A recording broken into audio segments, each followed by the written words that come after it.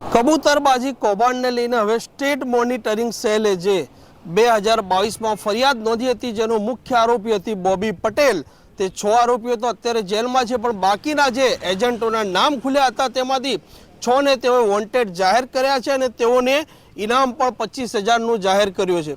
વિગતે વાત કરીએ તો વર્ષ 2022માં બોબી પટેલ અને તેના જે સાગરીતો હતા તેમના વિરુદ્ધ સોલા પોલીસ સ્ટેશનમાં એક ગુનો દાખલ થયો હતો। તેઓ ગેરકાયદેસર જે ગુજરાતના લોકો હતા તેઓને અમેરિકા ઘુસાડતા હતા, તે માટે તે અલગ અલગ ડંકી રૂટનો ઉપયોગ કરતા હતા। તેમજ તેઓને વિદેશ મોકલવા માટે લાખોથી કરોડો રૂપિયાની રકમ પણ વસૂલ કરતા હતા। સાથે જે નાગરિકો હતા, જે લોકો વિદેશ જવા ઈચ્છતા હતા, તેઓના નકલી ડોક્યુમેન્ટ બનાવતા હતા અને ખોટા વિઝા મેળવતા હતા।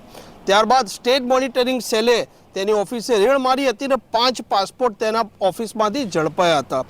ત્યારબાદ સ્ટેટ મોનિટરિંગ સેલે બોબી પટેલ અને તેના જે પણ સાગરીતો હતા તેમના વિરુદ્ધ ગુનો દાખલ કર્યો હતો। કુલ 22 એજન્ટો વિરુદ્ધ આ કબૂતરબાજીનો ગુનો દાખલ થઈ ગયો છે।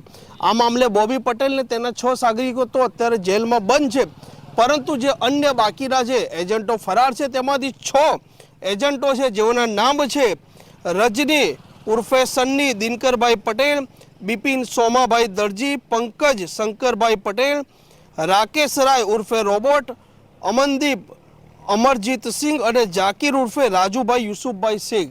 આ 6 ને વોન્ટેડ જાહેર કર્યા છે અને તેઓના જે સમાચાર આપશે તેમને 25,000 રૂપિયાનું ઇનામ આપવાની વાત કરી છે। સાથે જ આ લોકોની જે માહિતી આપશે તેઓના નામ પણ ગુપ્ત રાખવાની વાત કરી છે। આમ જે હાલ ફ્રાન્સ કબૂતરબાજીનું જે કૌભાંડને લઈને ગુજરાતમાં ચર્ચા ચાલી રહી છે, તેમાં વધુ એક આ બોબી પટેલ અને તેના સાગરીતો પર જે એસએમસીએ શકંજો જાહેર કર્યો છે અને આ જે 6 એજન્ટો ફરાર છે, કુલ 22 એજન્ટોના નામ છે, જેમાંથી મુખ્ય 14 થી 15 એજન્ટ છે અને બાકીના જે સબ એજન્ટ છે। આ મામલે હજી તો 6 લોકોની ધરપકડ થઈ છે, ત્યારે બાકીના ઘણા સમયથી ફરાર છે। આમાં જે ગુજરાતમાં ગેરકાયદેસર રીતે નકલી ડોક્યુમેન્ટ બનાવતા હતા, આ લોકો અમેરિકા અલગ અલગ રૂટથી મોકલતા હતા, 60, 70, 80 લાખ રૂપિયાની રકમ વસૂલ કરતા હતા।